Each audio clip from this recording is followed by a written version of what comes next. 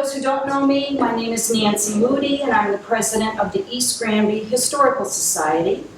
And we are very pleased that we were able to coordinate with the Friends of Newgate group. Lois Scorsari over here is the leader with that. We coordinated on booking John for today. She said, "You've got to listen to John's lecture that he gave recently. It's so good." And I did online, and I said, "Yes, let's get him here at Newgate because he's speaking about a prisoner who was right here on site. What better place to have it?" A brief word about the Historical Society. We have a lot of information on the back table, our brochures, membership forms, as well as some books for sale. We can always use new members who would like to get involved with presenting things like this and other activities here in town. So feel free to go look over our stuff, and there's a donation jar back there. The Friends group has t-shirts for sale, and I think a donation jar maybe too, or I'm not sure, but check out that table besides the refreshments.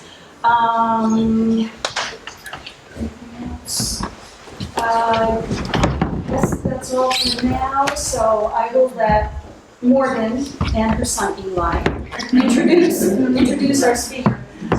Hi everyone, my name is Morgan. I'm the curator and site administrator here. This is Eli. He was dying to come to the talk. I have to come to John's talk. So I'm honored to introduce John Mills. He is here. He started coming around, a few months ago, telling us about, I pulled him to my office because I'd heard a lot about him, and he started telling me about his amazing research, started genealogy. I'm going to let him tell it, but it's really incredible. I think you're going to enjoy it. As a result of his research and our current and future partnership, we're working with the Connecticut Freedom Trail to have Newgate become part of that, again, spearheaded by John's research. So we're indebted to him and hope to keep working with him in the future. On behalf of the Friends, we are honored to host this with the Friends in the Historical Society. The Friends are excited to offer family membership to John and his family with t-shirts for the Friends group. If anybody else is interested in joining the Friends group, like Nancy said, I think there's sign up back there and we have people all around, so just ask us. I kind of want to get this started because you're going to like it so much. So without further ado, John Mills, everybody. Okay.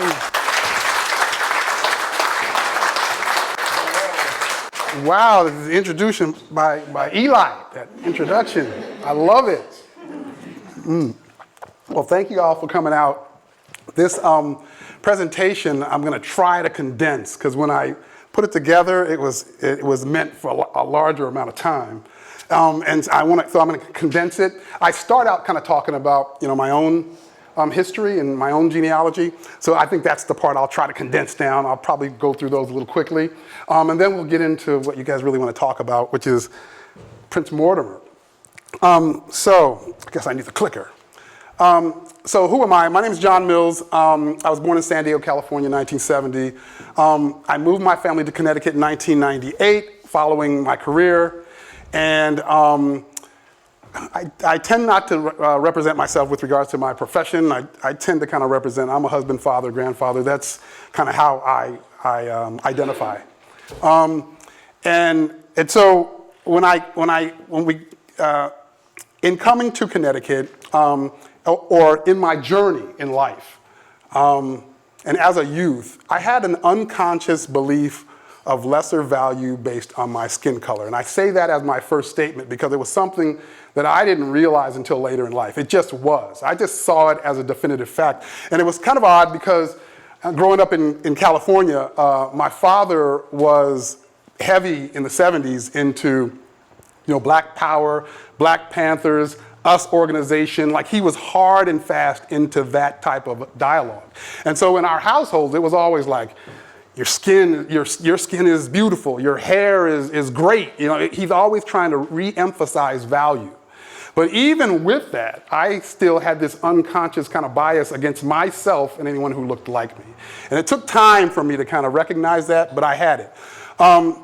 As a parent, when my daughter was born, she's here, in 1989, I started to come to a sense of that in my business doings and as I presented her to the world. I started realizing how I saw myself. And so I wanted to now challenge that. And I didn't want my daughter to grow up thinking the way I thought growing up, right? Like how did that happen that I thought of myself of lesser value? And how can I stop that from happening to my daughter? So that was my thought. And I used to try some weird things. I was trying to like focus outward. I thought that must have come from something external, like what I saw on television or something I saw in the world. And so in my business doings back then, I used to just present myself in and of itself is kind of a biased context of myself, but I would try to present myself in a docile, uncontentious kind of way. And it came to me that was not a good strategy sometime around 1993, 94. I was traveling with some counterparts of mine, and it was we all came in from different cities, and we would travel to locations to do our work. And it was three white women, and I was in Columbus, Ohio at the time. The O.J. Simpson trial was going on, and we were sitting around a table in a lunchroom, and there were lots of people watching the trial. And they asked me, John, what do you think about the trial? And I remember I had this context I was trying to play to like represent something different than my own mind's bias. So I didn't even think about it. I just assumed what they would want me to say, and just went, oh, he's probably guilty. Not thinking anything of it. I was just trying to like portray something that would represent, something other than I expected them to think.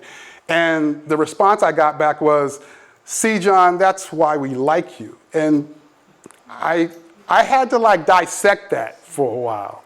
And after dissecting it for a while, I realized even if how I had been presenting myself did do something with regards to unconscious bias, it sounded more like it was kind of really narrow to just me. Like it was kind of just, it didn't represent anything broader. And so I abandoned that strategy. So I went, that doesn't work. And so then I went to the same strategy my father had, which was at home, you're beautiful, your hair is beautiful. And in the external world, don't go here, that might be dangerous for you. Don't go there, don't say this, right? I just went to the same strategy instead of trying to affect the outside world. And that stayed that way until around 2002. In 2002, my sister introduced me to genealogy. She was trying to figure out things about our family. So she was doing a lot of research, and she brought me some of that research. And before that, all I knew about my family was my mother was the child of an immigrant and a US Navy man from Baltimore. It was like very high level stuff, right? I knew my father's parents were from Texas. I had no idea how they got to California. I thought for some reason, I had Native American DNA. I don't know where I got that from. I don't know. It's kind of wild now because I don't, but for some reason I thought I did. And I'm sure someone in my family said that. I didn't just pull that out of the air, but I thought I did. And I assumed some of my ancestors were slaves, but not sure to what extent. I had no clue how or why. And so my sister starts telling me all this information. So by grandparents, so my father's parents and my mother's parents. And we started with my father's father. And my last name's Mills, and my grandfather's name was Milan Mills, and he died in 1987. I knew him extremely well, but I knew he never talked about his life. And I thought, we learned a bunch of stuff. We learned that he was from East Texas. We learned that he was a part of the Great Migration in the 1930s, with lots of folks kind of leaving the South, going north or going west. At the time when he left, he was in an interracial relationship, which was frowned upon, and there were threats against his life. And his brother, who had already moved to California, came back, and the other brothers said, "Come get Milan. He is like, they're going to get him." And so they pulled him and moved him to California. I started learning about who his parents were, and I learned that his mother and father's names were Robert Mills and Eliza Mills. And I also learned that Robert Mills, his father, so my great-grandfather, his father was named with Ned Mills, and he was a slave in Texas. And so that was my first alignment to slavery, right? Oh, wait, a slave. We could find him, anytime after 1865, but we couldn't find him anytime prior to 1865, right? And we could find who he was owned by, and there was a lot in that for me. It was like, wait a minute, well, Mills, so that was just the last name of our last slaveholder? wait a minute. Like, it was the first time I had to piece that all together, right? So it was just a lot of information that I was now processing about genealogy. Let's see, Eliza, so my great-grandmother, my sister presented me with a document as well. And she's like, look, I found this. That's a picture of her. We got a picture. Here's her death certificate. And I just copied a portion of it here. The death certificate had some interesting stuff in it. First of all, it said she died in 1918 of the Spanish influenza. And I'm going, wait a minute, I know that one. That's the flu pandemic. I know that. I was like, oh, wow, okay. I felt like a historian right at that moment. I know this one. Like, and then it said Hickory Grove Cemetery is where she was buried. In Henderson, Texas. So now we had a location. Like, oh, wait a minute. Okay, we got to go to Hickory Grove Cemetery, right? And so we planned this trip, me and my sister, and we flew to East Texas, flew to Henderson. We drive up on Hickory Grove Cemetery. It's this beautiful cemetery. The stones are beautiful. It's well cut, but we couldn't find Eliza. And my sister finally told me, she's like, well, back then it was like segregated cemetery. So Hickory Grove, maybe she's in the back. And I'm like, oh, okay. So we start walking along the side of the cemetery. Sure enough, there's this lightly driven path. And we walked into the woods. And once we got into the woods, of course, there we found lots of people that we were related to. I didn't find Eliza, but because a lot of folks didn't have stones. But I did find others that we knew we were related to. So we knew she was back there. The picture on the left is from 2004. That's how it looked when we originally got there. And we went back this year, and that's the picture on the right. We came back because a local police officer did some research, and he was able to find where Eliza was. And he took us a picture of her marker, which you can't really read because it's weathered over the years, but he used some type of light technology to where you could see it. And he was like, this is the spot, just look for this. So we flew back, but now it's been a winter had happened and a fall had happened, and so we can't find that marker. It's all covered up. So now we've got to go back and clean up the cemetery and try to, so another story. But so that is Eliza and my father's father, Mylan. We also traced my father's mother, Annie Idell Fuller, also I knew very well. She died in 1998. Her family also migrated from California from the South to California from Texas during the 30s. And so it was kind of a similar thing, another thing that was a part of the Great Migration. I knew her mother well too, my great-grandmother, Tony Lee Kyle. I knew that name Kyle because of them, and I knew that, right? But I didn't know where that name came from. During this research, my sister found that there are a lot of people that were slaves. My great-grandmother, Tony Lee, again, whom I knew, her parents were slaves, John Kyle and Mary White. And Mary White's mother, Marguerite, was also a slave, and she was like a maiden for John White and his wife. And so he had a wife, but he had this slave of who he would have these relationships with, which is how brought about my great-great-grandfather, Mary White. It also explained, like, the tone. My grandmother's skin was very fair. My father's skin is extremely fair. And again, my mind just going back, we got like Native American of our family, right? That's why, right? Right? I'm thinking that. But it explained that. That's the first I went, wait a minute. This may not be Native American. Wait a minute, right? We also found out that my great-great-grandfather, John Kyle, we found his parents, who were also slaves. My third great-grandfather, Sam Kyle, was like an overseer on a plantation, on the Kyle plantation. And we found out that I had other family members that had relationships with him and his sons. So now I'm like related to these Kyles. But I was like, well, who are these Kyles, right? Who is this slaveholder? Well, it was an individual by the name of Claiborne Kyle, and he was like a political figure who had been a senator in Mississippi and in Texas. And Kyle Stadium, where Texas A&M plays, is named after his family. There's a city named Kyle, Texas. And so, like, I started learning we have this dissension from this another side, these Irish people that you know, were slaveholders of our family. So again, that's my father in the middle, of course. Again, he was very fair skinned. Ed started to explain that. Now I got these two lines where I've got like, you know, bloodlines that are not Native American. No, right. Every time another surprise. Yes, not Native American. And Claiborne Kyle also had 5 sons. They all fought in the Civil War for the Confederacy. Finding that, my sister presenting that to me was wild, because you see these pictures, right, of Confederate soldiers and of the Civil War, and from an African-American perspective, I always saw that as, ooh, scary, right? Like, wow. And now I'm related to them, like, right? So I'm learning all of this. There's a cemetery, Kyle Cemetery in Kyle, Texas.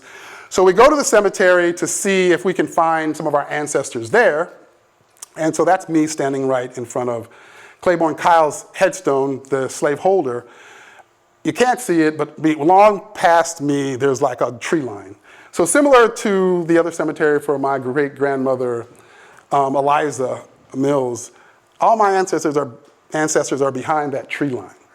And so we went behind the tree line, and we found one intact headstone. We represent our family, but everybody else, there's no headstone, or it's a broken headstone, it's a withered headstone. It's just no information. And what I was learning is, from a genealogical perspective, like, headstones are invaluable. Sometimes you find them, and then you get information that leads you down another path. Or you find other people around them, and that information then gives you information about relationships. And so the fact that we just had no stones, like, kept like hitting me in the chest, right? So on to my mother's family. My mother's father's name was John Walter Smith. I knew him well as well. He died in 2007. I couldn't find anybody. We hadn't gone far enough back, I guess. I couldn't find anybody that was a slave. At least my sister, I should give her the credit, couldn't find anybody that was a slave. But what she did find was something interesting. That my third great-grandfather, William Cooper, so his great-great-grandfather, my grandfather's great-great-grandfather, was a Civil War vet, and he was in the Union Navy. And my sister was able to find the documentation, the ships he was on, when he enlisted, all this information, and where he was buried. So we're back to the same scenario where, with Eliza, we found out where she was buried. Now, like, oh, we know where William Cooper's buried. It said he was buried at Laurel Cemetery in Baltimore. So we were all excited. He's a Civil War vet, and we can go find him. Well, it turns out that Laurel Cemetery was a black cemetery that was used for enslavers to bury their slaves in Baltimore, the enslaved in Baltimore in the early 1800s. And then as you got to the late 1800s into the 1900s, it converted to just an African-American cemetery. So anyone African-American just buried their families there. And then it was sold off sometime around the 50s, and eventually it was just paved over. So when we get there, it's just a parking lot. And so what we discovered was, they told the families in 1957, they were like, don't worry, we're going to move all the bodies. There's like 3,000 people buried there. We're going to move all the bodies to this other location that's like 80 miles away. And they were able to kind of sell that story. But as the years passed, like, a storm would happen, a tree would fall over the side of the property, and bones would show up. And so then universities started analyzing the space and doing archaeological studies, and they were like, there's like 3,000 people under this parking lot. So they actually never moved anybody. So my third great-grandfather is there somewhere. So now we're working with, there's a military cemetery like a mile away. So there are all these Civil War vets that are, buried there with these amazing stones. So now we're working with them to like just get a stone placed there for my third great-grandfather. Even though he won't be there, we'll have a stone there representing him. If somebody comes, they'll get that information. It's more like about genealogical research. But it's at our cost, so we're raising the money to do that. And then the final person in my genealogy is my mother's mother. Her name was, I thought her name was Isabel Smith. All my life she told me her birth name was Isabel, and then my sister finds out that her birth name was actually Azella. And I guess when they moved here, I guess she found that more aligning, I guess, to the culture. So she changed it, but she never told me that in life, and I knew her well. But I found out her name was actually Azella. What's interesting about her story is I knew she had an accent. She made a lot of foods that I wasn't familiar with all of her life. But you know, as a kid, you just don't question stuff. Like, I never went, what is that accent, Grandma? Like, where are you from? Like, I never thought that, never came to my mind. As a part of this research, my sister presents to me a card. My grandfather was in the Navy. He was stationed at the Coco Solo base in Panama. And so she had to get an ID card to get on the base, and on that it gave like her year of birth, her height, her weight, her eye color, but also her citizenship. She was Jamaican. So then it all clicked. I was like, what? I should have known that. I never thought about it, but she was Jamaican. And so I tell you all that because I then started seeing all these lines that made up my DNA and my genealogy. I took one of those like DNA tests, like an Ancestry, right? And I'm like, okay, let's really see what this is, right? And it came back like 85% of my DNA was from somewhere along that west coast of Africa, right? And the other 15% were from these European nations. And when I looked at it, it all aligned to everything my sister had been finding relative to, right, the genealogical research. Perfectly aligned. And so I found that interesting, but also interesting about it was that it made it clear to me that like my path, my plight really represents the entire like triangular trade, right? It's like west coast of Africa, European nations, West Indies, you know, and the new America. I am really literally like rooted in like this country. Like everything is in there. So that was interesting to me, and it gave me, does this make sense? It like gave me a level of pride, right? Like, wait a minute, I belong right here. Like, like, goodness, I'm like deep in this from a historical like events perspective, as well as from a DNA perspective. Like, this is me, right? And so I started thinking like kind of representing that to my daughters and or like representing these stories of others. I'm sure this DNA is representative of most African Americans. And so I thought like representing these stories, our genealogy, and this plight I took to get here would probably help with the original issue I was trying to solve for, which was an unconscious kind of bias that I thought was a part of affecting my mindset as a child that I didn't know. And so I decided that was the path I was going to take. I was going to start telling stories that were similar to what I found out about myself, right? And that started me into the work I do now. Just kind of to recap, the things I learned was my ties to the West Indies, my ties to the slave coast of Africa, my ties to Europe, my ties to the Civil War. Both sides, right? Man, my ties to Southern slavery, my ties to slaveholders, like I'm related to the slaveholders. My ties to the 1918 flu pandemic, my ties to the Great Migration. Multiple people in my ties to the Great Migration. And also what I was learning from this is there's limited documentation and education about this stuff, right? There's confusion created by surnames. Like I come up thinking like, I'm a Mills, like my parents gave you this prize in Mills. That name means something, there's a pride relative to that, which I believe, but now I know it started right around the 1860s with a slaveholder named Mills. So it gave me a different context, right? So that was new. Enslaved use for sex, that was new. I have like 2 lines now where there's a relationship because there was a rape or something occurred with one of these enslaved. Segregation and death, that was new to me. I'm like going to these cemeteries and, I can't be here because this is just whites only. I gotta go to the back in the woods. That was new. Lack of markers as it relates to like genealogical research, that was new for me. Probably not new for many people, but for me it was new. Lost cemeteries was new for me, and the fact that I didn't know nothing about any of this stuff coming out of school, I thought was just wild. And so, again, more information about that. Slavery in my family was more recent than I knew. That wasn't that far back. I knew my grandfather, and all I had to do was go back to his grandfather, and I was at slavery. Like I knew people who knew them. Like that was odd to me. I could now, like I was saying earlier, I could clearly kind of see the environmental impact that drove my ancestors' behavior. like people I knew and how they acted and why they taught me in ways and the things they did made more sense. I could align slavery to social inequities today, right? Things started to dots started to connect.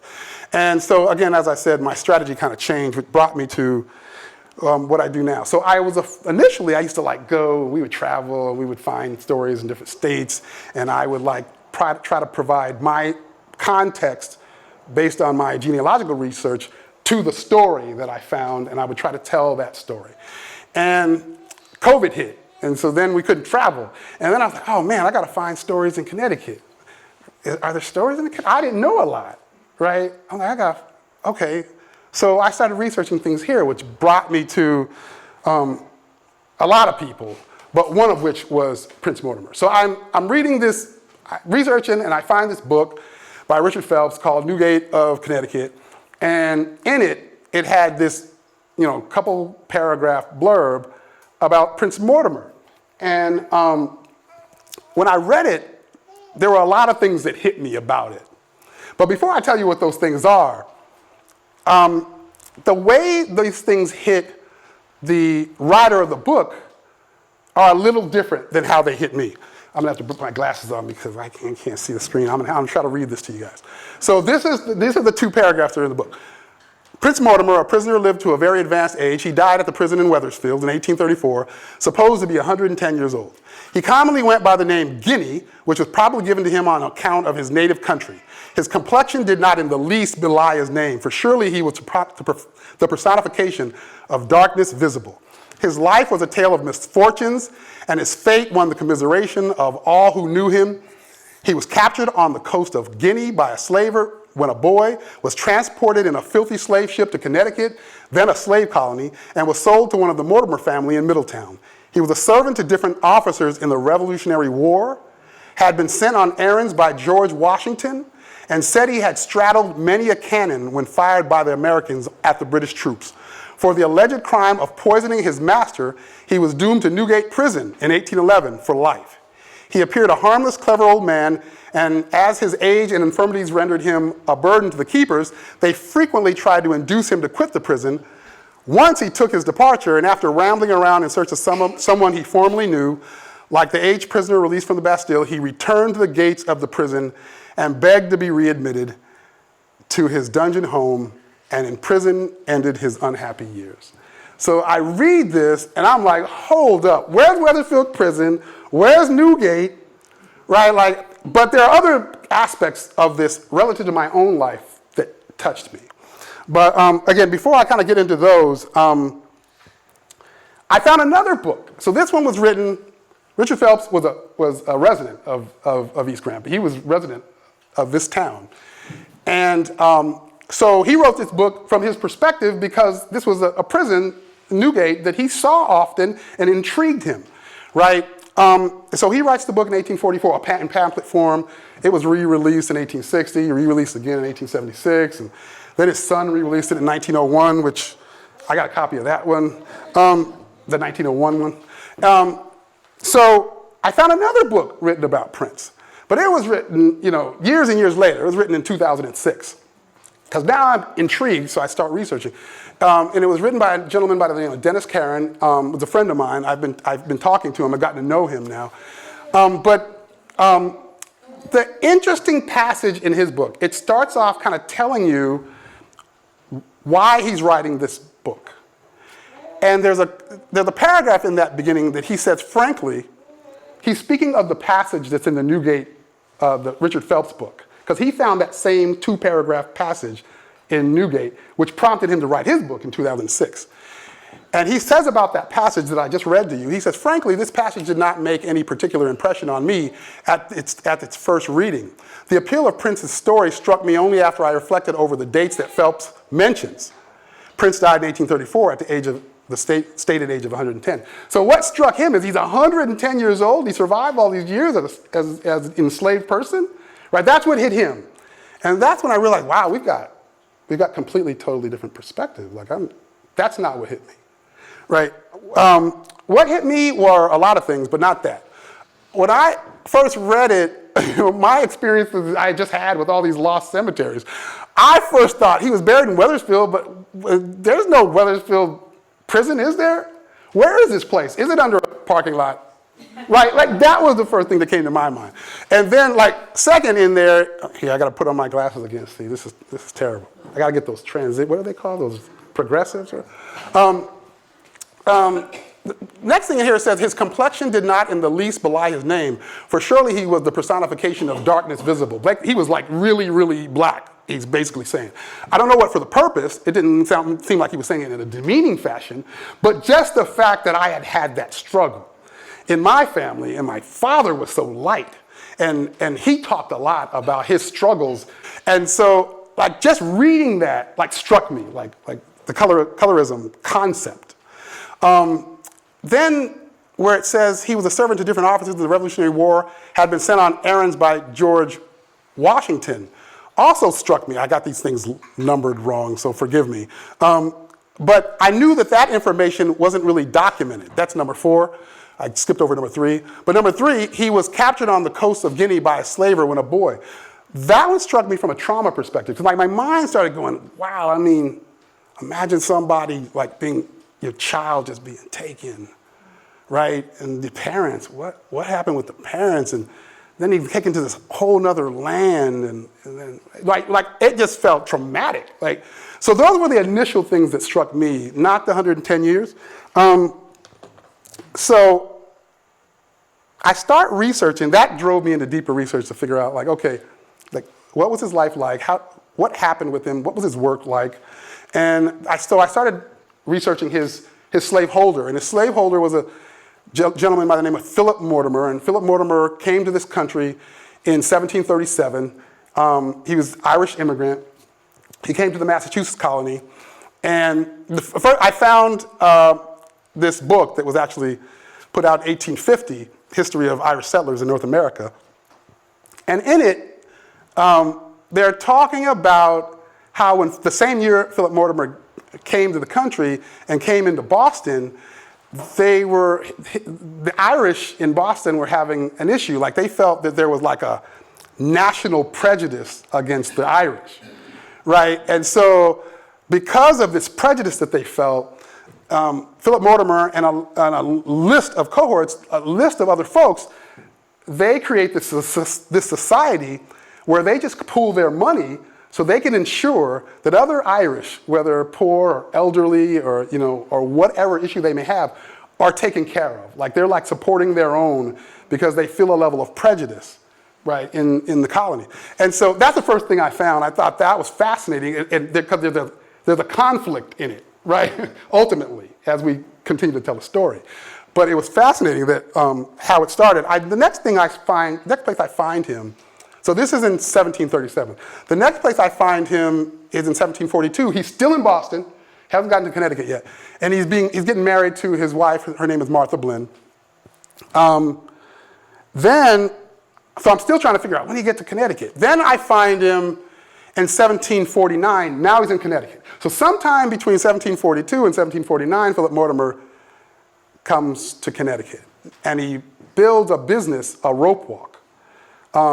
It's a building, for the purpose of making ropes, because back then, of course, ships needed sails, and so you needed a lot of rope. And his thought was there were a lot of ship makers and merchants in Middletown, and they needed rope, so those folks would go to either New Haven or to Boston to get it. And his thought was, if I leave Boston and I set up a rope walk in Middletown, I'd make a killing because they wouldn't need to travel. So that's why he came. Again, I don't know exactly what year. I just know at 1749 he was there, and he was a prominent member of society. He was a selectman. By 1749, sometime around there, he purchases Prince. Now, if you go with the concept that Prince was 110 years old, that would mean that Prince would have been 25 in 1749. And the original text in Richard Phelps' book says, he came to this country as a boy. And so it begs the question of, did Prince immediately get purchased by Philip Mortimer around 1749? Or was he, enslaved by someone else and then purchased by Philip Mortimer? That I don't know. But that's the context of that. Another thing that's interesting about this is when Philip Mortimer started his business, he had a partner, a guy by the name of, oh gosh, I lost the name, John Keith. And I found another book, Middletown Upper Houses, and it was produced in 1908, where it says that his partner, John Keith, had an adoptive son named William Keith, and Philip Mortimer had no children, but he was doing really well in Middletown, so he sent away to Ireland for his niece, and his niece comes to the country, and the thought was John Keith's son, William, would marry his niece, who is now his daughter. Philip Mortimer adopts his niece. So the thought was they would marry. So when Ann Mortimer comes to town, John Keith sends his son, William, up to Boston to pick her up. Ann comes with a maid, a woman by the name of Polly Lyons Callahan. And later on, he ends up marrying the maid. So that didn't work out. But anyways, that's all I was telling you about that. That didn't work out.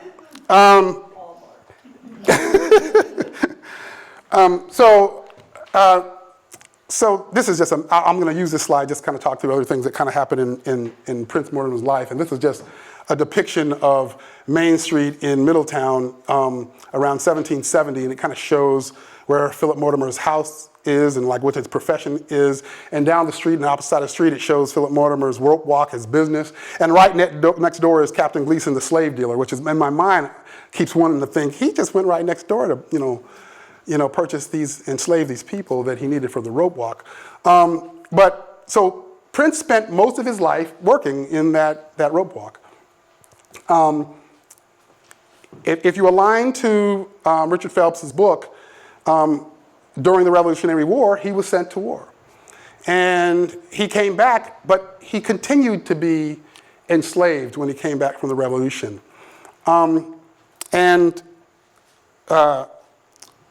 Philip Mortimer, had a lot. He was a large slaveholder. He didn't just have a few. He had a lot of different enslaved people, and that can be kind of seen in the context of the 1790 census, which it's hard to read some of these documents. So forgive me, but it lists that in 1790, in his household there were 12 people, and he was the only free white person. The other 11 people were enslaved individuals. And I don't even think that number is right, because 4 years later he would pass away. And in his will, he's willing things and freeing enslaved people. And I counted like 15 people that he was doing, his own enslaved individuals. So I don't think that was actually correct. But around 1792, Philip Mortimer now is ill. His daughter, niece, but he adopts her, Anne, has married, and she married an individual by the name of George Starr, and George Starr was a very prominent individual in Middletown as well. So Philip writes his will in 1792, knowing that he's sick. In the will, he frees some of the enslaved. He provides property to two particular slaves, two individuals by the name of Jack and Sophie. You can tell he was really fond of them. Not only them, but their kids. And so he leaves things to Jack and Sophie. He leaves a home to them that's supposed to, once they die, be passed down to their kids. He leaves furnishings, a lot of stuff. As it relates to Prince, though, in his will he says, Prince can be freed 3 years after I pass, because supposedly Prince was so valuable to his rope walk, he didn't want to pass and then his rope walk had issues. So he was like, once I pass, Prince will have to work for 3 more years, and then he can be free. And there was another individual in the will that said the same thing about him, a guy named Peter. And I'll jump to kind of the small thumbnails of those wills. So that was that first will in 1792 that I just spoke of. He then wrote a supplement to the will in 1793. And the only thing that's in it is, you know what? I think I want to give some more stuff to Jack and Sophie. So he says, I'm going to give them my fishing house out in Chatham, and And I got some more furnishings that I think will be good to decorate the house. So he's literally just giving things to these enslaved individuals, right? So that was the 1793 supplement. In 1794, he rewrites the entire thing, not just a supplement, he just rewrites the entire will. But it really looks like just a replica of everything that he had already written in the previous will and the codicil. He made only one change in it, and that is he changed it from saying Prince and Peter would be freed 3 years after his death to saying, no, they'll just be freed when I die. That's the only thing he's changed. So everything else is exactly the same. So one other note about the will is the will, back then, if a woman owned property or owned things, that was by default really the property of the husband. And so the way he writes the will in passing down property to his daughter Anne, he writes it in a way that it must perpetuate down to their children. And the thought was he was trying to keep that stuff out of the hands of George Starr, her husband. Also in the will, Anne and George Starr had a son. And Philip Mortimer didn't have any sons, so his last name would have kind of died off. So in the will, he says to his grandson, you will get this money or property if you agree to change your last name to Mortimer. I tell you these things because I'm kind of thinking George Starr probably didn't like Philip all that much, right? His son-in-law might not like him with the things that he's kind of done. He can't really control what he's willing downward, and he's asking his son to change his surname. So that's the context I got from it. This is really difficult. Don't even attempt to read it. This is just information in the will that talks about all the information I just told you about that he was willing to two individuals, those slave individuals, Jack and Sophie. So it talks about what he was going to give to their children and making them apprenticeships until they're 21 and giving them land, and he had an affinity for those two enslaved and their children. So then he passes 2 days after he writes that last will. Really quick, right? I got to imagine all of the enslaved in that house were probably yes, we're free, and some of them were we're about to get money, right? All this stuff. But instead, George Starr, the son-in-law, and Anne contest the will. They immediately contest the will. And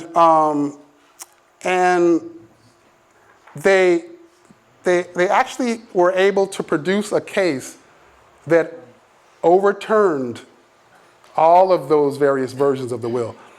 Basically, you had to have at least 3 witnesses. The first will had 3 witnesses. I'll back up. The first will had 3 witnesses. The codicil had none. The final will had none. So it was easy in the course to just go, okay, you got to throw out the final will and you got to throw out the codicil. There's no witnesses. Well, there was 1 witness for each of those, but it didn't match the 3. So I had to throw those out. So we're left with the 1, right?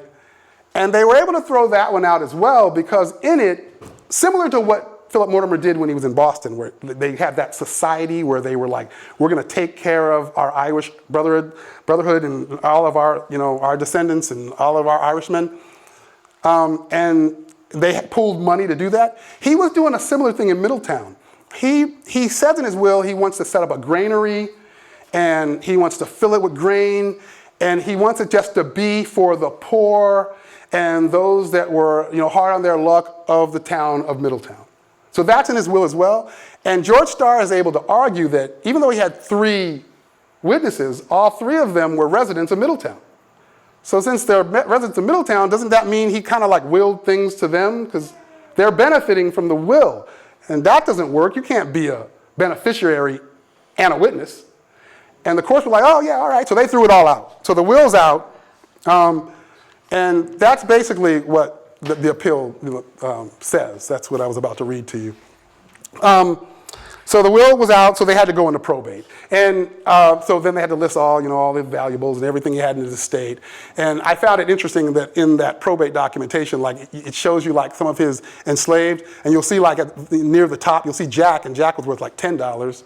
And towards the middle, you'll see Prince, and he lists him as being worth nothing. Like, which was interesting to me in that he was so crucial and critical to that rope walk. But now George Starr, the son-in-law, has him in the inventory as worth 0, right? He also lists under it that he's sick with the yaws, and I don't know if you guys know what yaws is. It can be like cured with like penicillin now, but they didn't have penicillin back then. And so it would create like nodules that would come and leave, and it would like eat at your skin. And most people that had it eventually, like it would eat away their nose. They just have a hole in the middle of their face. They have all these big whelps and stuff. I mean, it was like a gruesome kind of thing. And so when you read that, it says Prince was sick with yaws. The 2006 book by Dennis Caron, he kind of extrapolates on that. He's like, well, if he had yaws, he probably never had kids because, he's probably too scary. Nobody wanted to be with him. Like in that, in the 2006 book, it says things like that. And it's like, where did he get the yaws? He probably got it from the slave ship because remember, Richard Phelps says he came to America on a filthy slave ship. So he probably had it all his life. And so it kind of like extrapolates on this yaw story when, in fact, it's only ever stated in this inventory list. So I don't know whether he really had it. At this point in my research, I don't really know if he really had it or not. And there's never been a mention of Prince having kids, so you kind of go, okay, maybe, but I don't know. But keep that in your conscience. Right below that, it lists Peter, the other person that was critical to the rope walk and was not supposed to be freed for 3 years. But it lists him as likely dead man of war. So similar to like, during the Revolution where the thought is Philip Mortimer sent Prince off to the Revolutionary War. He clearly was doing that with some of his enslaved because in this, it's saying Peter's dead because he was sent to fight, right? So keep that in your mind as well. Like he sends his enslaved off to war. And then finally, Jack's wife, Sophie, at the bottom, has her worth $5. I found a document in church records in Middletown that then subsequent to this, so this is by the time they're doing all this, it's probably 1795, 1796. Prince stays enslaved. Some are freed, but Prince stays enslaved. Now he's just a servant to George Starr, the son-in-law. I find Sophie, who is the wife. Don't try to read this stuff, it'll drive you nuts. But I tried to translate what it says below it. I find that Sophie passed away in 1807 and in a church death record in Middletown. So now Jack's on his own and with his kids, but Sophie is passed by 1807. And the next thing I find after that takes us to 1811. So in 1811, Prince is charged with an attempt to poison his enslaver, George Starr. Supposedly, he took arsenic, he's a servant in the house, supposedly he took arsenic, put it in his morning chocolate, and served it to him. And as the story is told, George Starr noticed clumps, knew that wasn't sugar, went to the authorities, right? And so that's written in Dennis Caron's book about how that played out. I went to the Connecticut State Library to kind of see if I can look at the court docket about it, and it's fascinating. Like, you can read the whole thing. It's really nerve-wracking, though, because the documents are so fragile, and, like, you don't want to touch them. So I wanted gloves. I asked for gloves. Like, I'm watching too many Forensic Files shows, but because they told me, you shouldn't use gloves, those are harsh, you might mess up the paper. I didn't know that, that's a new thing to me. They told me not to use gloves. But anyways, I'm touching this 200-year-old document. But anyways, I found the court jacket where Prince was charged and convicted, my glasses. And it says, State versus Prince Negro. Now, I had only ever researched Prince using the name Mortimer prior to this, but from a legal perspective, they didn't use this surname. He was Prince Negro, December 1811, and in the middle of the screen you'll see, I got this pointer and I'm not even using it. I don't know how to use it. See, I'll take too long trying to use it. It says guilty, and right below it, it says he was sentenced Newgate for life. right? So he was sentenced in 1811, December 21st, 1811. He was sent here where you're at now for that charge of attempting to poison George Starr. What's interesting is about this story to me is right behind that jacket in the same case is another court docket for Jack. Like we were just talking about Jack and Sophie. Right behind it is another one for Jack. Same date, December 1811. And I'm like, wait a minute, they were trying to charge Prince and Jack? What's up with this, right? So I pulled that one open and I read that one.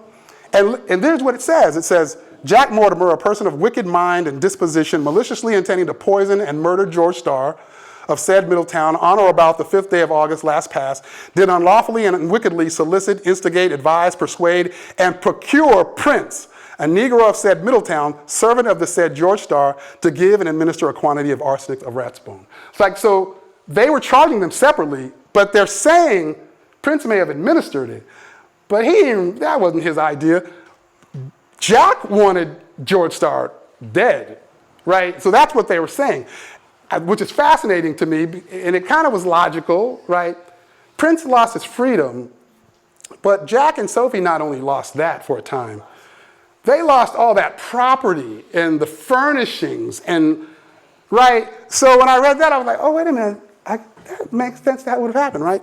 But Jack wasn't convicted. They ended up just throwing that case out. So the only one that came to Newgate at that time was Prince, right? So the court jacket's there, the accusation is in the records, but you see how I'm going the wrong way.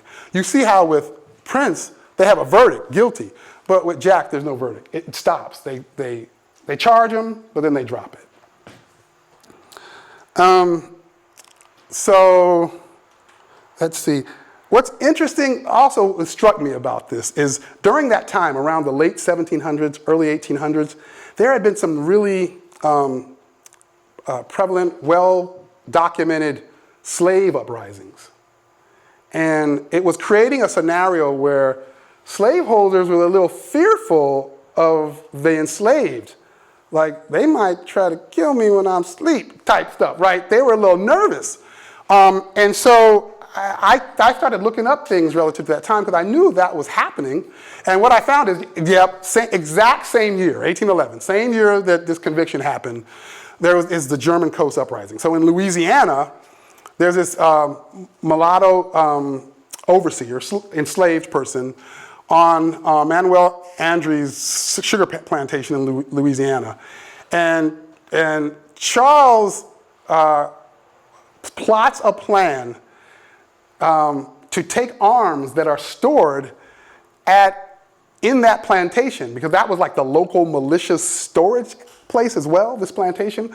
So he plotted a plan to get all these other enslaved individuals to take all those arms, kill the slaveholder and anybody else there, and then go from slave plantation to slave plantation and like recruit people while they're armed, just killing the slaveholders.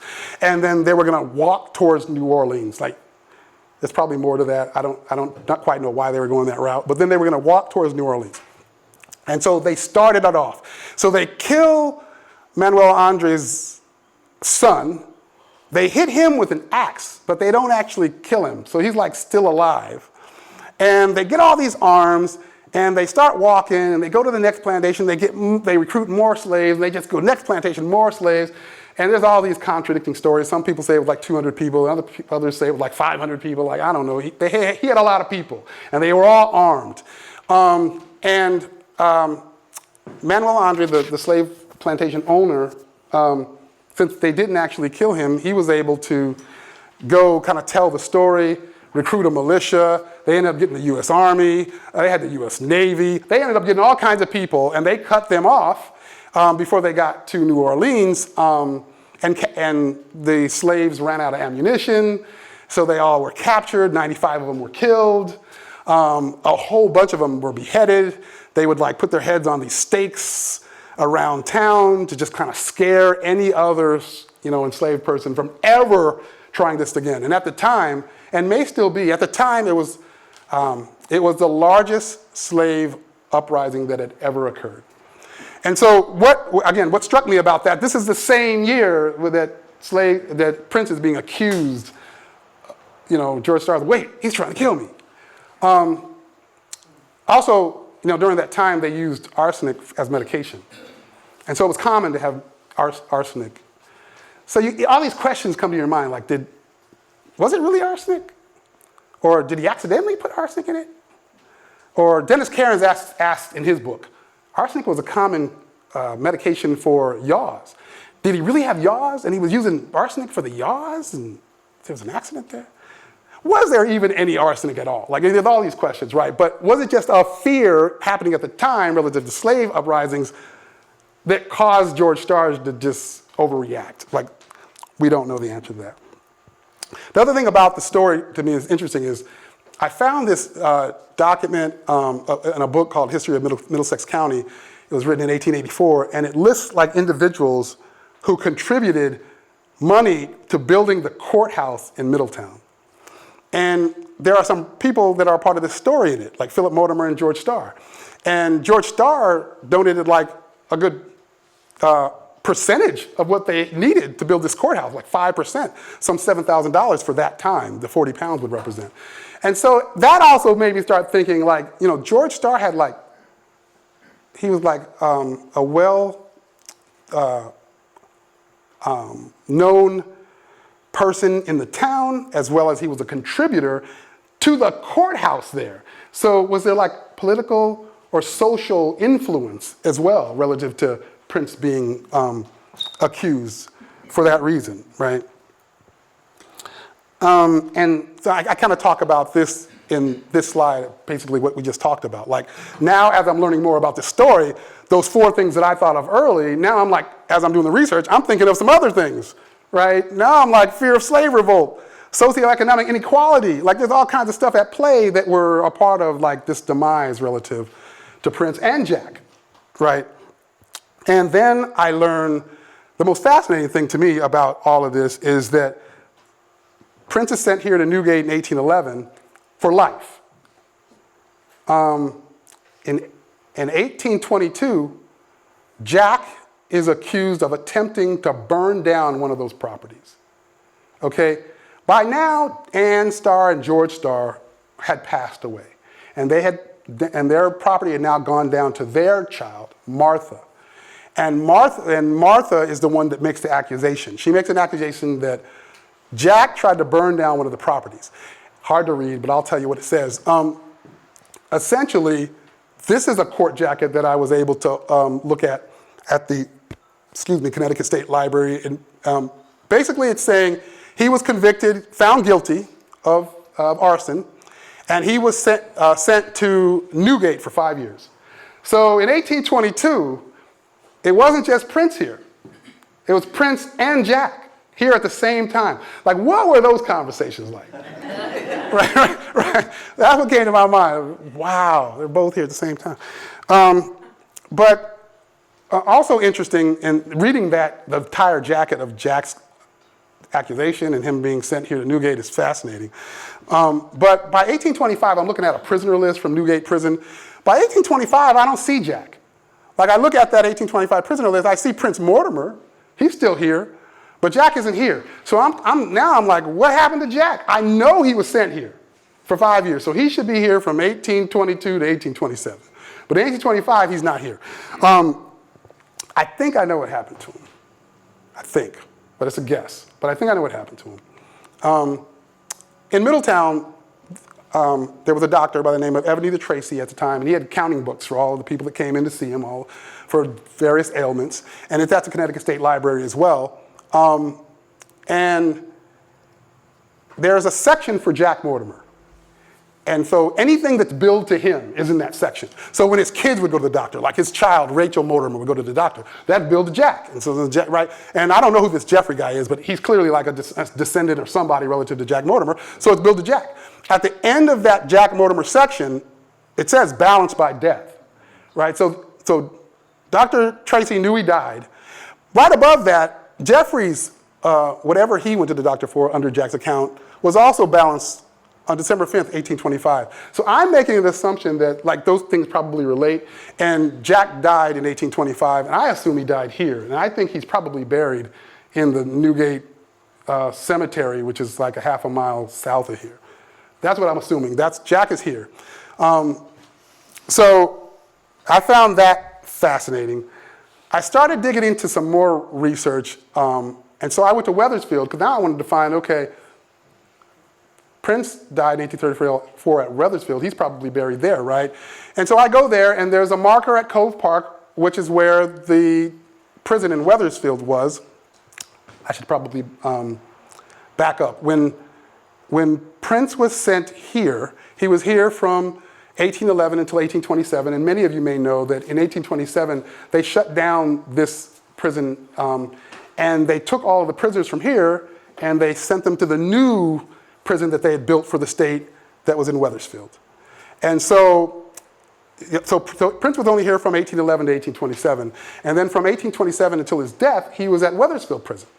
And so that's why I went to Wethersfield, to see, well, I know he was in Wethersfield, where is he buried? And I find this panel on what they call their Heritage Walk at a location in Cove Park where the prison cemetery was. And it talks about, it mentions Prince in the panel. It talks about, they know that this is the location of the prison cemetery, but it's the location of the cemetery from 1888 forward. And it talks about how they're not really sure where the cemetery was prior to 1888.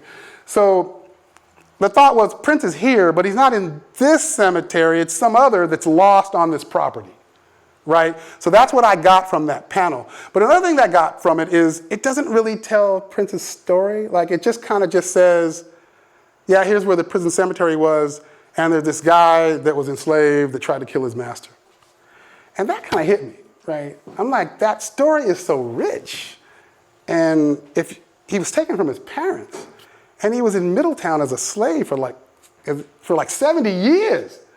And he was in the Revolutionary War. And if you buy what you read in Newgate of Connecticut book, he was a servant to George Washington. And it's not until he's 87 years old, this elderly man, that he's then accused of this crime and sent to prison for life. And I think that context place should be told, right? It's like I get that's a crime, but I don't know how to feel. I don't know how to feel about that. I mean, if I was enslaved for 87 years, I might give you a pass if you try to kill your enslaver, right?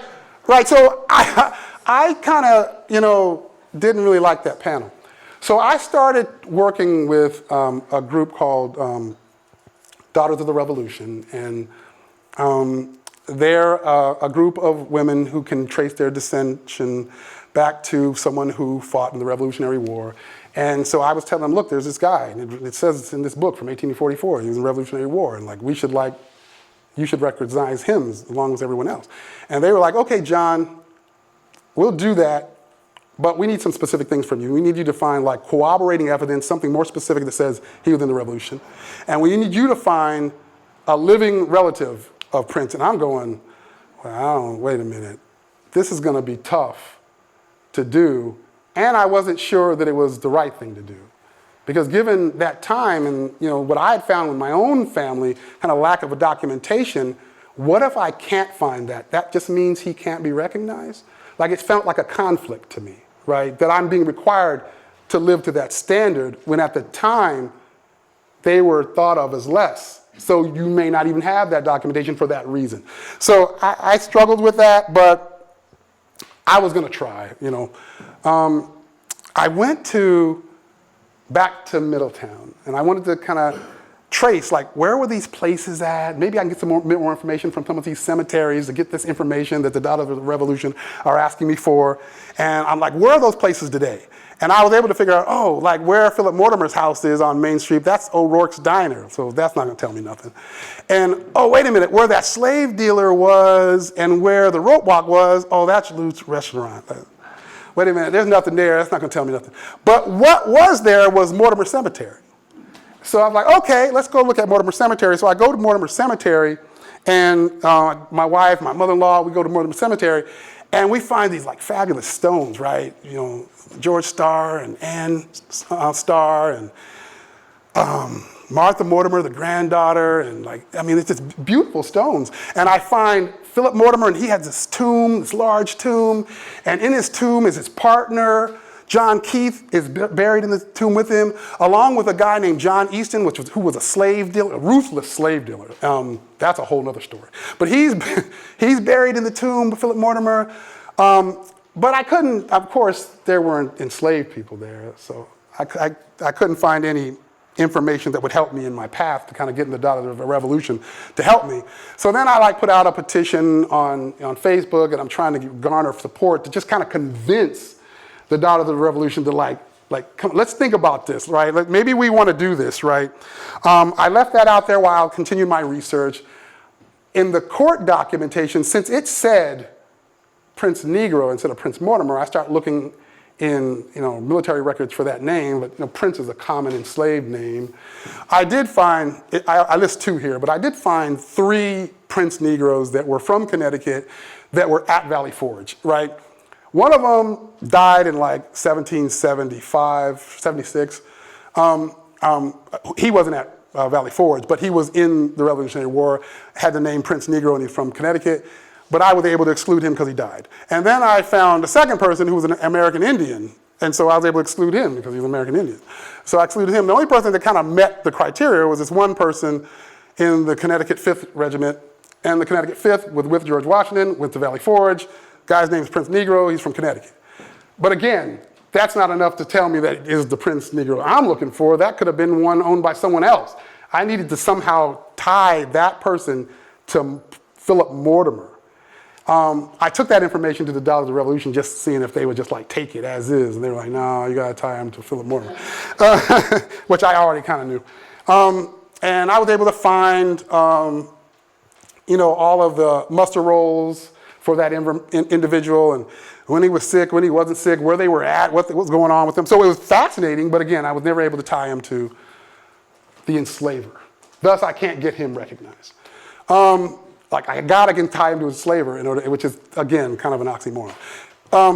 I also then was able to find the Centennial Address booklet by an individual by the name of David Fields.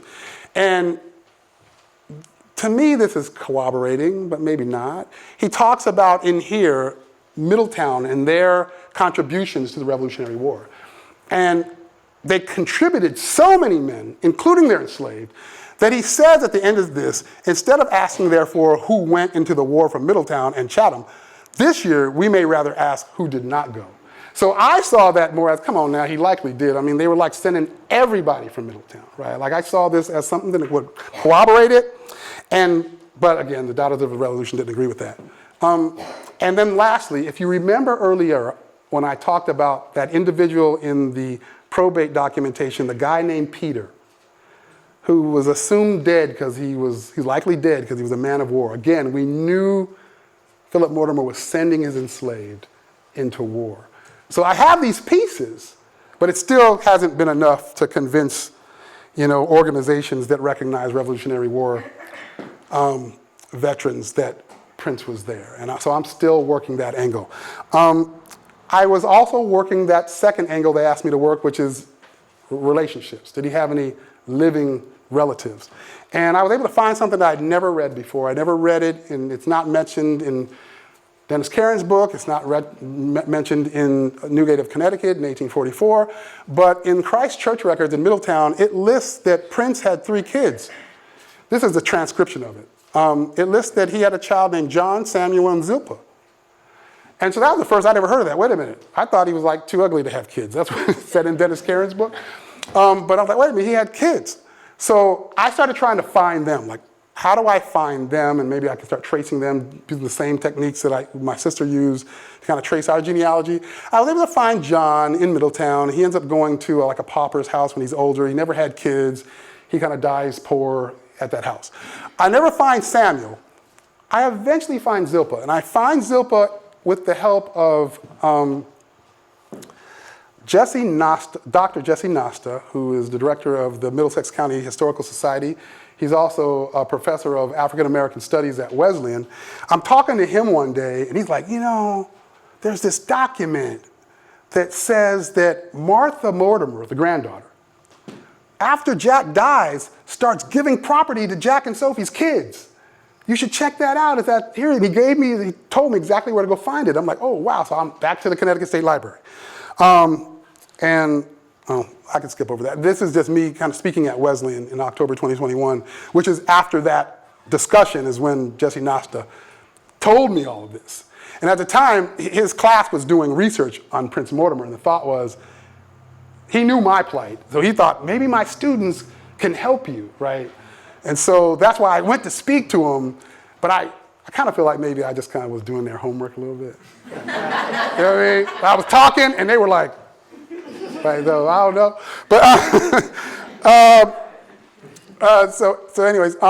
so then I go to the Connecticut State Library on the request of Jesse Nasta, and he directed me exactly where to go. And I find this document where Martha Mortimer, just like he said in July of 1828, in this document, it says, I know that it was the desire of my father and my mother, as well as that of the late Philip Mortimer, that the land hereafter mentioned should belong to Jack Mortimer, and after his death to his children. So like she knows, oh, Jack died, and Sophie's been dead, and so, wait a minute, we should do what's right. Let's just give all this property to the kids. So she starts giving all this stuff to their kids. So I'm tracing down now, when I look at this document, it lists an individual as a child of Jack named Charles Mortimer. And Charles, the same year, in 1828, I find record in the church records as well that he leaves Middletown. He's like, all right, whatever, you give me this land, but I'm out. Like, he just leaves Middletown. He moves to New York. And in the church record, it says he was dismissed and sent to the Colored Presbyterian Church in New York. So he's moving to New York, and they said, okay, if you're going to New York, here's a Presbyterian church. Go to this Colored Presbyterian Church, which is fascinating because that is a historic church. That's like literally started by an individual by the name of Samuel Cornish. It was an abolitionist type church. They were part of the Underground Railroad. They were very aggressive in their work. The church was burned down within a few years of it even existing. It was rebuilt. Today it's St. James Presbyterian in Harlem. He also started the very first African-American newspaper in the United States, along with two other individuals. So Charles Mortimer was being sent to right in the middle of some really critical kind of events that happened in our nation's history, which I also found fascinating as a part of this whole story with Prince and Jack and Sophie. But more fascinating, he comes back in 1830. So he comes back from New York to Connecticut, not to live. He only comes back to sell his property to his cousin. He doesn't want it. He sells it to his cousin. And lo and behold, his wife, her name is Zilpah. So then I'm going, oh, wait a minute. Are you telling me Jack and Sophie's son Charles married Prince's daughter Zilpah and they moved to New York? So now I'm chasing down Charles and Zilpah because I'm thinking, if I can find their kids, I can find the kids' kids, and then I can get to what the Daughters of Revolution asked me to do, which is find dissension. But I lose them in New York. I know they're in New York, but I can't find anything past the fact that they live in New York. They come back to Connecticut in 1830, they sell this property, they go back to New York. That's about all I can find. Another thing that's fascinating about this is Jack and Sophie. Thurman Milner, who was the mayor of Hartford, 62nd mayor of Hartford from 1981 to 1987, is a descendant of Jack and Sophie. He was the first New England black mayor, right? So he has all these distinctions. He was a House of Representatives mayor, person in the House of Representatives in 1990. He was a state senator in 1992. There's a middle school in Hartford named after him. It's been named after him for some 20 years, I think, almost 20 years, or over 20 years, I think. I don't remember the year. So he has this middle school named after him. Another piece to this story, the first black mayor in New England, a descendant of Jack and Sophie, and the families of Jack and Sophie and Prince are connected. This story starts having all these tentacles as I'm researching it. I find out he wrote a book, and I find that out from Jesse Nasta at Wesleyan. He's like, John, Thurman Milner wrote a book. So, I get the book, and what I found fascinating about that is he had a genealogist doing his research as well. The genealogist never could figure out what happened to Jack. The genealogist knew that Sophie died in 1807, like I've kind of told you here, but the genealogist thinks that once Philip Mortimer passes, Jack just kind of gets lost. He sees him in the records of Dr. Ebenezer Tracy, but he doesn't know that Jack was sentenced to Newgate in his book. He doesn't know that he likely died here at Newgate. He doesn't know about Charles and Zilpah. Like there's a lot of stuff he just didn't know. So I tried to he's still alive, but he's approaching 90 now. So I tried to reach out to him and say, well, I got all this new information, but I was unable to contact him about that. Another fascinating thing about the story as well is I was looking through Middletown Vital Records and what they call the Barber Collection, which is a collection from a guy named Lucius Barnes Barber. He was Connecticut Examiner of Vital Records from 1911 to 1934. He basically just would go through church records and all kinds of newspapers and records to kind of like get births by town and deaths, and he would like collage them into documentation so that genealogists can then research and find people. It'd be easier to find them. And so he had, in the Barber Collection, his second volume, he had listed the enslaved that were born in Philip Mortimer's home. And what I found fascinating about that is Sophie was born at Philip Mortimer's house. Like he didn't just purchase Sophie. Her parents were also enslaved by Philip Mortimer. She was born there. And where that struck me, and the reason why I'm telling this part of the story is, we don't know. Thurman Milner got stuck at that point at Jack and Sophie. He couldn't go back any further. When I was researching my genealogy and my sister was researching, we got stuck at Ned Mills. And we couldn't go back any further. Right? Because beyond that, they're not in census documents. It's up to the enslaver what they document about the genealogy. So if they don't, I'm stuck at Ned Mills. Thurman Milner was stuck at Jack and Sophie. But when I see this, I know someone knew who their parents were. Philip Mortimer knew, right? Because her parents were his slaves. So it struck me in that context of just yet another story where our lineage is kind of cut off because the enslaver didn't document, and we don't have documentation, so we're at this cap in history. We kind of stop, right? And thus, so was Mayor Milner. He was kind of stuck there. I talked through it before I got to this slide. But that's what I'm talking through here. That lack of documentation context is where it struck me. I reference it here with regards to that paragraph and that original context that has been the driver for all documentation since then in Richard Phelps's book, where it says he was a servant to different officers in the Revolutionary War, Prince.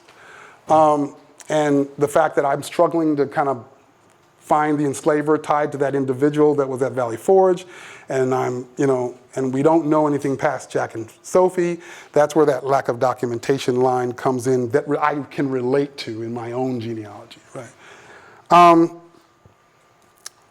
In Wethersfield, I met an individual by the name of Frank Winarski, and he was a child in the late 40s, early 50s. In the 50s, he would play at Cove Park. Well, it was a prison back then. But he would slide down the hill and he would run into a post on his sled that was a post that surrounded the prison cemetery. And so he has these memories of when the prison was there and the cemetery was there. And over the years, after in 1963, they tear down the prison and they start building this park. He pulls things from the prison, right? And so now he has all these artifacts from the prison that were kind of lost to time, but he has them. And then over the years, as they just kind of made it into a park, he started feeling like it's kind of a desecration. Like he didn't like what they were doing with where the cemetery was. And so he starts researching like who's buried there. So at least we can maybe we should list who's buried there at minimum, and let folks know that this is a cemetery. So he starts doing all kinds of research. He's been researching for years. He's been in the newspaper a million times. Like he's been a big part of it. But I started kind of working with him. He's like this historian of Wethersfield Prison. I'm trying to specifically research Prince. Those things kind of overlap, at least the last 7 years of Prince's life. So I've been working with him to say, well, do you have anything in your records that align to Prince? He didn't have a lot, but he did have something that I found really fascinating when I asked specifically about Prince. He had a document that I don't think anyone's ever seen.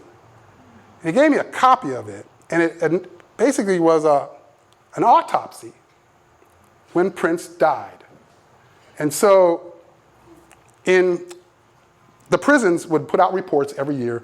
How many prisoners did you take in? How many prisoners did you let go? How many prisoners died, right? And then they would report that up. And they're like, I don't know if you would do a fiscal year or a rolling year, but it went from April 1st of one year to March 31st of the following year. That was their year, right? And in that year, only one individual had died in the 1833 to 1834 range of those months. And we knew that Prince died March 11th, 1834, so that one person we know is Prince. And he goes, John, I have the report specific to that one individual, because doctors would come from Hartford when this would happen, and they'd have to validate that, oh yeah, this person died from natural causes. There wasn't something mischievous happening. No one killed them. And so he shows me this report, and of this one person. It doesn't say Prince's name, but it's Prince because of the date. And it says the convicts have generally been very healthy during the last year. There has been only one death for about 20 months, ending on the 31st of March. The subject was a very aged colored man, a native of Africa, and who had no bodily disease at the time of his death. I'll stop there, because remember, he's supposed to have yaws, right? He's supposed to have his nose missing and nodules, right? Remember all that in Dennis Caron's book? And I found that odd. That made me question that whole thing. You would think if he was that scary looking, they would at least mention it. I know subsequent to that, right after that, they say sufficient to produce such a result. So you could translate that as they just didn't mention it because that's not why he died. But I'm struggling to believe they wouldn't say that if he had yaws, right? Says an examination of his body was had after his death in the presence of Doctors Brigham and Berry of Hartford, which fully confirmed the truth of the above statement. It was abundantly evident that he died of old age. He was supposed, from all that could be gathered relative to his age, to have been between 110 and 120 years old. Now, before I saw this, I commonly questioned his age. I was like, wait a minute, Philip Mortimer gets here in 1749. Prince is supposed to be coming here as a boy. I don't know if I believe this 1724 birthday. Maybe he was born in, 1740. And Philip Mortimer buys him and purchases him in 1749. He's 9. I had commonly been thinking that out in my mind. But now that I got two doctors who looked at him right once he passed, and they just kind of believed the context, I stopped questioning it. I'm just going to go with it. That's what they say. He's 110, so that's what it is. I'm still kind of working to try to produce some semblance of recognition for all those components, those aspects of his life, to me, that reflect challenges today. The lack of documentation, the colorism context, right? All those things I mentioned earlier, I think his story has so much representation in all these things that it's a story that probably should be more broadly told. And I'm hopeful that at some point, he gets some kind of broader context somewhere. Wherever it is, I'm hoping he gets some broader context somewhere. The last thing, when I read Richard Phelps's book, and I saw that small blurb that started all of this, that was on page 73, 74 of the book. And it specifically says Prince Mortimer. I didn't realize that he had already talked about Prince in this book prior to that. I didn't know it at the time. Subsequently, I'm reading the book and I'm like, oh, he already talked about. but Prince went by the name of Old Guinea, probably because of his homeland, Guinea, and so he was referred to as Old Guinea. But in Richard Phelps's book, it references in a section that was talking about the everyday life of the prisoner that was here at Newgate, and how commonly the prisoners here would solicit Prince to walk across the street to Vid's Tavern to get alcohol, right? To bring back. But again, it uses the name Old Guinea. So when I first read it, I didn't connect, oh, that's Prince. It was later that I connected, oh, that's Prince. And what I got from that context is, he was an old, elderly, infirm, sickly man. So you could tell, he kind of had his run. It was like nobody was trying to lock him down in the caves below. It's clear that they would let him out of the gate, and it's clear they treated him like he was an elderly man, right? And that context takes me back to also the idea that maybe this never was Prince. His demeanor just doesn't sound like that was him. That idea of Jack, maybe, but but his demeanor and everything I've read seems like he was just a hard worker, a diligent kind of supporter of the enslaver, helped make them very wealthy, and just kind of walked through life in that, right? That's the context I get. So hopefully at some point, I'll be able to find some mechanism to get him more broadly recognized.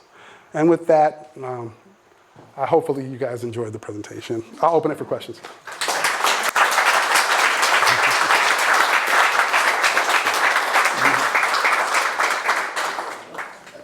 If anyone has any. If you don't have any questions, that's all good. But if you have any, I'll let you have them. Yeah. So one piece I noticed when you were looking at the court documents is that Prince didn't have a last name, but Jack did have a Mortimer. Isn't that fascinating? I think that the reasoning is, at some point, Jack and Sophie were freed by George Starr. I don't know exactly what year, but they were freed. So they weren't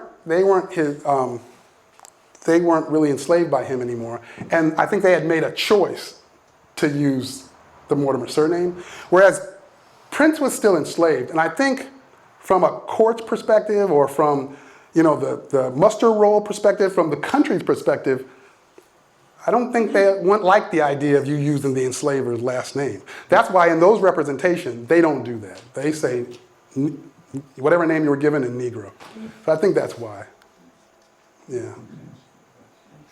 Yeah, Jack just had made a choice to continue using that name. Go ahead. So I thought it was interesting that Martha, the granddaughter of Philip, decided to wanted to give property to Jack, who she accused of burning their property. Yeah. So, why that happened? Yeah, that one, there are a couple of things that come to mind when I think about that. I wonder how much she knew about Philip Mortimer's original will, because he dies in 1794, and now we're talking about 34 years later, and she's an adult owning this. So it makes me wonder, did she just discover that that's what was the original intent? So that's why she says, oh, wait a minute, this was supposed to be Jack's anyway. Did she find that out after the fact, and that's why she starts giving them the property? But also she said that her mother and her father wanted also to give the property, which wasn't the case. Yeah, and that, I struggle with that too. So to that point, maybe she had heard that from them. Maybe she had heard some context of the story. I don't know. I struggle with that one as well. I'm not sure what that was. But luckily she did it. She gave them all property. Maybe she was afraid of them. Could be, maybe. I don't know what the context was. Another interesting thing about the story also is it talks about how the original book in 1844, the Richard Phelps book, talks about how Prince was let out of prison, told to quit the prison, like, you're of no use here, you're so old, just come on, just get out of here, you're too sick. And so he leaves, and it says he wanders around looking for someone he once knew.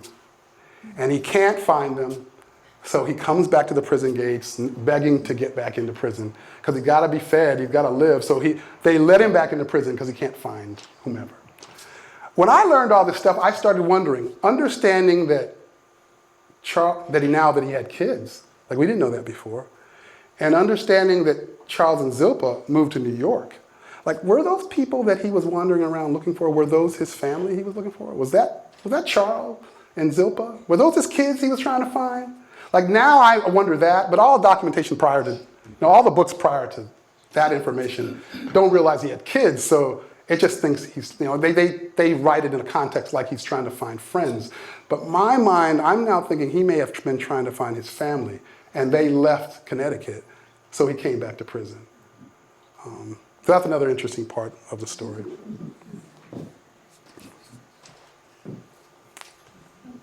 Yes, hey, Lois. Hi, I wanted to ask you, you said that Sophie was born in the household, just trying to put this together with all the information, and she was a favored person by Mortimer, original Mortimer. Do you know who her parents were? Is that documented? No, what's interesting about the church documentation back then is if you were enslaved, in the church documentation, it would list your birth, but it only lists your slaveholder. So if you were enslaved. So church documentation didn't list parents of enslaved, not in Middletown. And so, yeah, when I go back and look at those documents of her birth, like that was a transcribed version from the Barber collection. But when I look at the actual document, it just lists Philip Mortimer as the enslaver. It doesn't list her parents. Which again, that's the struggle for me. That's the same struggle I ran into with Ned Mills. It's like, at the point of the enslaver, everything is kind of capped. Like you're kind of stopped at that point. So maybe he's the father? Yeah, a lot of people say that. They go, yeah, maybe he's the father. I don't, it could be. Like, Jesse Nosta at Wesleyan, he says that, he mentions that, John, Philip Mortimer could have been the father. If that's the case, he's all of their fathers, because every enslaved person that ever was born in his house lists his name. And not just him, every slaveholder in town that's a part of that church, every child that's enslaved, burned in their house, lists the enslaver. So you don't really know, but you know the context is they don't list parents, they list enslavers. So, right, so I don't know. Maybe he's the father. I don't know. But the fact that she was favored. Yeah, and that gives you that thought, right? You're like, well, he's given Sophie and Jack all this stuff, and her kids, and their kids. Now, all the documentation, even in his will, he lists all these kids as Jack and Sophie's kids. Philip says that. He's like, those are Jack and Sophie's kids. I'm willing this stuff to those kids. But, yeah, up to your imagination. I don't know. Maybe they're his kids. Right? I don't know. Could be. Did Philip Mortimer ever get married? Yeah, he married a woman by the name of Martha Blinn in Boston in 1742. She dies young. I don't remember the year she died. I want to say it's in the 1770s. But I think she was in her 50s when she passed. But yeah, for most of his life, he was widowed. Yeah. Yeah. Will you continue to seek out more information, or are you at a point where you're... No, this is continuous. So like not for 5 years and all that stuff? Yeah, we're gonna have a whole bunch of other stuff in 5 years. But Your own book. yeah, there's a long list of people that I'm researching. It's like 12 different people. A couple of them are my own descendants. The others are like just enslaved here in Connecticut. And so I got a lot of people. Again, my intent is like to find these stories and tell them from the context of a descendant of slavery. Like as I stated earlier, when you saw the perception and what Dennis Caron got from that paragraph in Newgate of Connecticut's book versus what my eyes saw. Like, that's what told me, maybe I should tell my context, because that's very different. And so that my intent is kind of to take these stories and represent my own context, like what I get from knowing my genealogy and what I've seen based on my genealogy and what that says, and to see if that's of interest to people and whether or not it like augments minds around bias or unconscious bias. So this continues. Yeah. Hey, John. Yes. You know, slaveholders maintain family, personal records. I know my parents have an old family Bible that has a lot of things slipped in it and that sort of thing. Do you know if there are any things like that are handed down in those families? That would pertain to some of the slaves they held. Yeah, I'm confident that something like that exists. I haven't found that yet, but if it exists, I'm going to find it. I'm confident something like that exists, yes. Yeah, that was common, so I'm sure it does. Yeah. Cool. Thank you all.